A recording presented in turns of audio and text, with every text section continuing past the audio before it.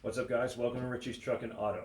I often get asked the question about LBZs versus LLYs and why can't I just drop LBZ parts into my LLY? Well, it's pretty simple. They won't work. I'll show you some of the main differences right now and you'll get a better understanding of why that just won't happen. Let's start off with the bridges. On the right, this is the LBZ bridge. On the left, this is a modified LLY bridge. Obviously, you can see the substantial difference in the orifice size. This is an aftermarket one, so it is a billet unit and it is machined. But generally, when you have the cast ones like this size orifice and this size orifice will remain basically the same from GM. You can see there's two O-ring landings here for the mouthpiece that feeds into this bridge. This one would have the same if it were a factory piece, but this one has a bolt-on flange with an O-ring on the backside, a single O-ring. This unit is from HSP. It does flow significantly more than the stock LLY unit, but in comparison to an LBZ unit, you can see there is a huge difference. On the side of it here, there is also a giant difference. We'll stand these up. You can see the difference there as well. This does protrude in here pretty far. I'm sure it is a considerable obstruction when it comes to the actual airflow, but that's made up here by this tremendous difference from here to here. Why won't it work on a, excuse me a second, it's pretty nasty. Why can't we put a LLY bridge on an LBZ manifold? And this is why here. You can see the difference here. It's pretty large difference. Boost sensors are located in a different spot. LBZs have the boost sensor up on the bridge and, sorry, on the crossover bridge from the boost pipe. LLYs have it on the top side of the intake manifold on the driver's side. The major difference is these two tabs right here. Those are the mounts for the fuel rail. They are in two different locations on the LBZ and the LLYs as well as the LB7s. So you cannot just swap this over because the fuel rail won't work. The fuel lines are also different. And injectors are also different internally with minor external differences. And that brings us to the heads. This here is an LLY head. They use different glow plugs, both 4.7 volts. Here's the LBZ one, but you can see that the threads are in two very different locations.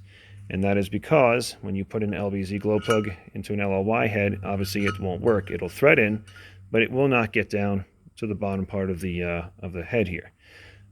If you put an LLY one into an LBZ, obviously that won't work either. It sticks through, but you cannot thread it because of a change in the profile here. Put these back where they were. Now this is an LBZ injector. It has a different profile on the base here for the nozzle holder, and it too will not fit in an LLY head. You can see where that one stops. We put it back into the LBZ head, and it goes in much further. It definitely is sticking through. And it does not do that on the LLY. So those are two substantial differences and will present a major compatibility concern if you are thinking about swapping these over. Can it be done? I'm sure. If you've got a decent machine shop and the ability to do so, have at it. I don't think it's worth it though. Otherwise, the heads are pretty much very similar, almost identical. This one here has the valve seals in it. This one does not. That is not a structural difference. That is just the difference in these two items sitting in front of us. Pistons. This is the venerable LB7 LLY piston on the left and the LBZ on the right. They do have the same size wrist pins, even though these wrist pin bores look different. LBZs have a brass insert inside of it, as well as this moly coating on the side. This coating here, as you can see, it is very effective. It was touching the cylinder walls. LLYs have deeper skirts on them. Show us a little bit better here. You can see that as well. This moly coating over here, for whatever reason when GM did it, it's called a molybdenum disulfide. Technically, if you're really interested in what it is a dry film lubricant. Its purpose is mainly to keep the piston quieter, because that's been a large concern of GM with the extra insulation in the hood and the fenders and all the other nonsense to try to keep the driver from not hearing what engine is under his hood. Does it promote longevity? Possibly, but once you tune these, they definitely start to show their weakness. Ring landings are in a different location. You see how the top one, the main compression ring, starts at the same spot, and then the profiles change all the way down. That small difference turns out to be a big weakness on the LBZ pistons because they crack from here straight up across the crown.